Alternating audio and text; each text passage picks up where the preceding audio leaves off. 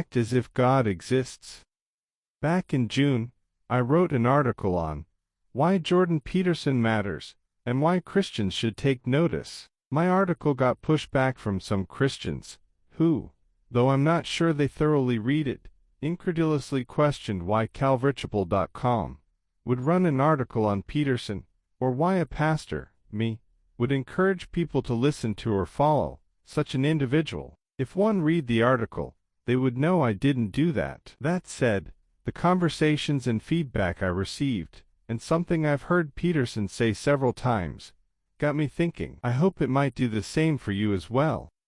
In a recent interview on the PBS show, Firing Line with Margaret Hoover, Peterson was asked a question, the gist of which he's received many times before.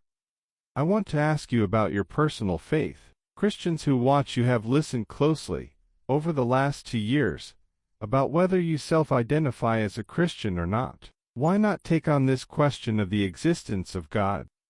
That is precisely the question that many Christians, and atheists for that matter, would like Peterson to give a concrete answer to. But his response, though not as clear-cut as they'd like, has been consistent for a very long time, and in the Firing Line interview, he gave a slightly amplified version.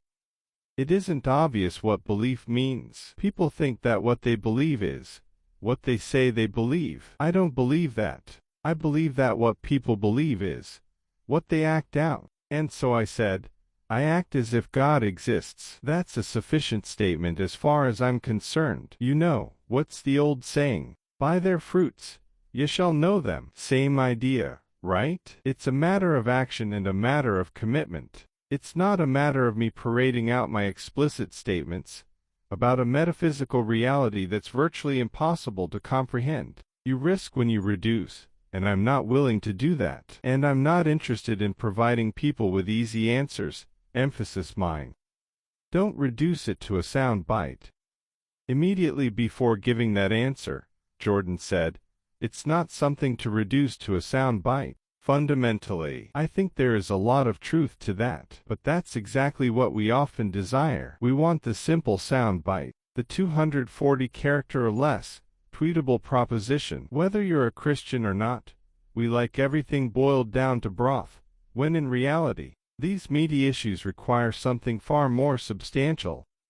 Unfortunately, our culture has been continuously digesting milk, and not solid food for several generations. That is true among Christians, just as it is outside the church. In his 1985 book, Amusing Ourselves to Death, Neil Postman concluded that this was a product of broadcast television. It's an issue that a preacher in the 1960s hit on, when he said, and so it wasn't long until it got to our generation where the whole plan of salvation was to give intellectual assent to a few statements of doctrine, and a person was considered a Christian because he could say, aha, at 4 or 5 places that he was asked to. And if he knew where to say, aha, someone would pat him on the back, shake his hand, smile broadly and say, brother, you are saved. Paris Ridehead, 10 shekels and a shirt. Have we reduced it all that much? Thankfully, I'm finding that many of the people I interact with want more than mere one-liner propositional platitudes. I'm hopeful they're not outliers. More than mental assent. Like it or not, Jordan Peterson's answer is quite good. I act as if God exists. I took note of it the first time I heard him say it, and it has been stuck in my mind ever since. As the Apostle Paul was testifying before Governor Felix in Acts 24, he said, I have hope in God, which they themselves also accept, that there will be a resurrection of the dead, both of the just and the unjust. This being so, I myself always strive to have a conscience without offense toward God and men. Paul is effectively saying, I act as if God exists. He had hope in God, and in his promised resurrection, which caused Paul to live differently both before God, in whom he trusted, and man. Paul's testimony is an echo of what James writes in his New Testament letter. But someone will say, you have faith, and I have works. Show me your faith without your works, and I will show you my faith by my works. You believe that there is one God. You do well. Even the demons believe and tremble. But do you want to know, O foolish man, that faith without works is dead? Was not Abraham our father justified by works, when he offered Isaac his son on the altar? Do you see that faith was working together with his works, and by works faith was made perfect? James 2:18-22. It is not enough merely to say, aha, to the question, do you believe in God? Belief cannot be a casual mental assent. It must become a conviction, resulting in action. Faith, if it has not works, is dead. Actions prove our true faith.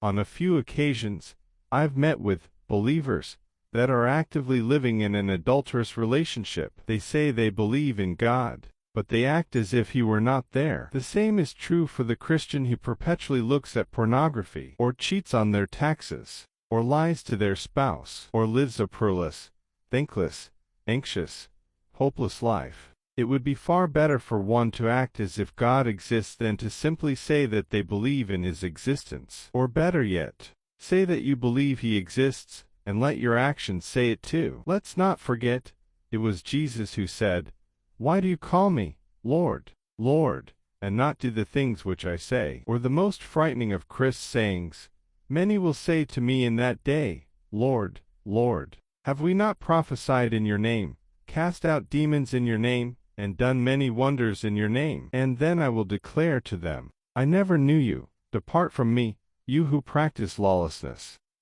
The devastating reality is that many professing believers are, and intentionally, practical atheists. Such practical atheism is one of the realities that make many atheists all the more steadfast in their unbelief. It strengthens their unbelief when you say you believe in God and live with little or no regard for His command or glory.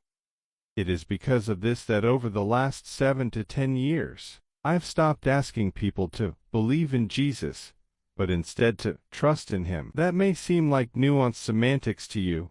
I assure you, it's not. The meaning and value of the word belief has diminished in our modern vernacular. Belief seems now to connote something of a loose, intellectual acknowledgement of an idea. But trust implies a certitude of confidence and conviction, which compels dependence, hope, and expectation. When I ask someone to trust in Christ, I'm asking them to entrust themselves to Him, and to act in accordance with His resurrected existence.